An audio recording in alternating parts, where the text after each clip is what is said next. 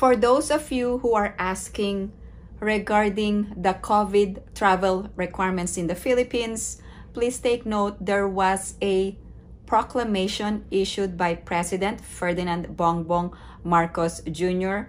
lifting the COVID travel requirements. So this means that you don't need a test to go to the Philippines, or you don't need a negative test if you are unvaccinated, and also you don't need to be fully vaccinated to travel to the Philippines.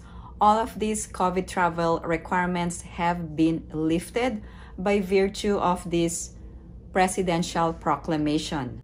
The first question is, are US citizens required to have a visa to travel to Philippines? The answer is no. US citizens do not need a visa to travel to the Philippines. However, you can have an option of obtaining a Philippine visa from a Philippine consulate abroad covering your residence. The visa that you will be obtaining from the Philippine consulate will allow you for a single entry visa of 59 days. However, you don't need to apply for this type of visa. You are allowed to have a 30 days free stay in the Philippines. This is because United States is included under Executive Order number 408, where nationals of countries are allowed to stay in the Philippines visa-free for 30 days, and US is included in the list of countries. In this video, I'm also going to discuss the important immigration entry requirements for US citizens going to Philippines. Please take note, there is a possibility that you can be blacklisted for not complying with these immigration entry requirements in the Philippines. Foreigners under EO 408 do not need a visa. In addition, you must have a passport valid for at least 6 months at the time of your arrival in the Philippines. Also, you must have a return or onward ticket. The requirement is that your return or onward ticket must be within 30 days for non-visa required countries under Executive Order number 408. Also, you must not be a restricted, blacklisted, or considered excluded alien by the Bureau of Immigration. Here's an illustration for foreign nationals. For foreign tourists, there are two classifications: visa-free under EO 408 and visa required. These are countries not included under EO or Executive Order number 408. So visa-free privileges 30 days, and 9A visa will be 59 days single entry visa.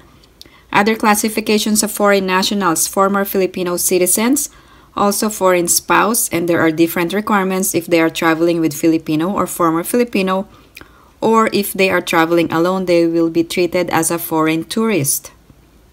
Also, there are foreign children traveling with Filipino or former Filipino parent. And other classification of foreign nationals are holders of valid visas.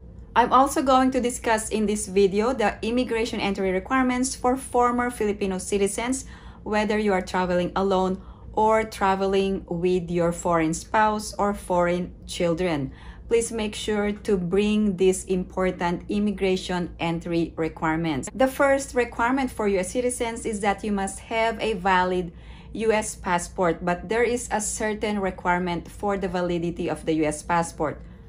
Otherwise, you can be blacklisted in the Philippines if you don't comply with this requirement.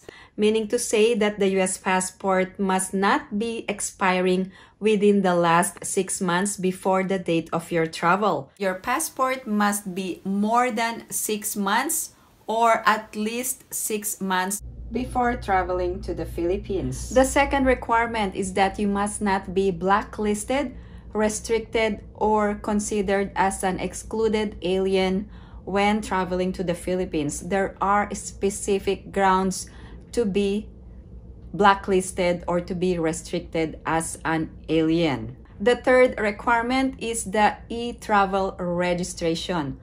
So ETravel Registration should be done individually. So if you are a family of 4, all 4 members of the family must have an individual ETravel registration. You can also use the same email address if the minor children don't have an email address.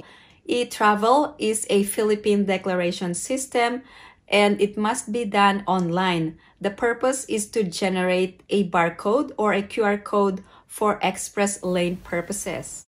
All passengers to the Philippines must register through the ETravel within 72 hours prior to departure from the country of origin.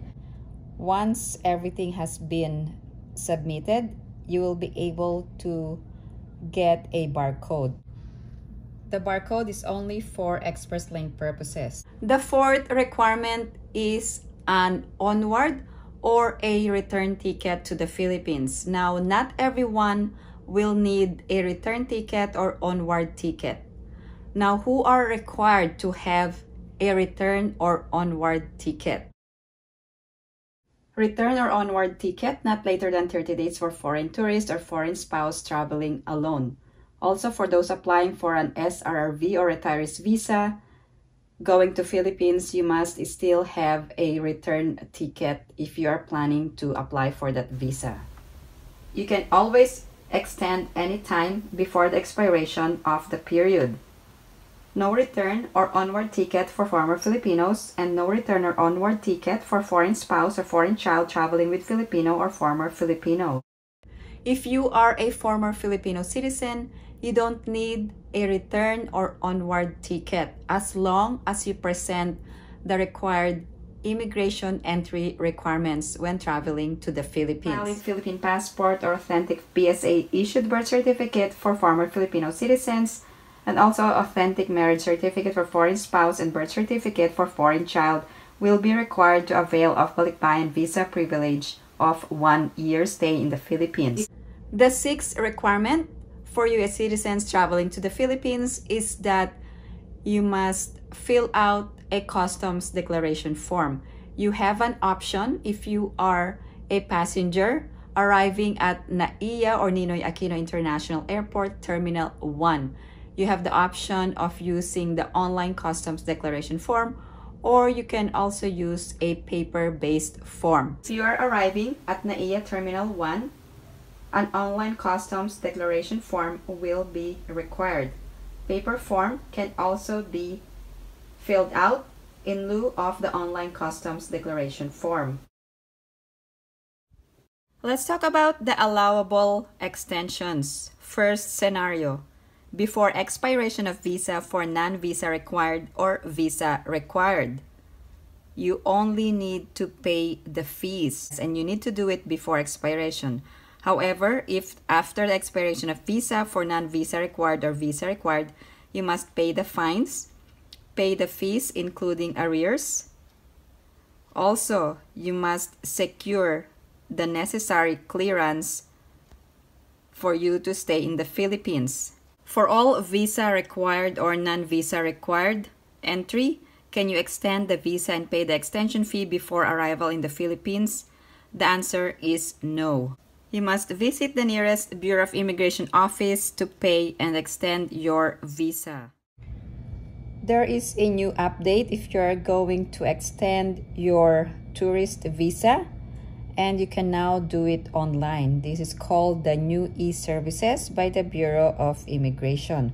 All you have to do is to create an account so you can avail of the option of extending your tourist visa in the Philippines. If you have any other questions or comments, please post them down below and I will get back to you as soon as I can. Again, thank you guys for supporting my channel. And if you haven't liked this video, please give it a big thumbs up.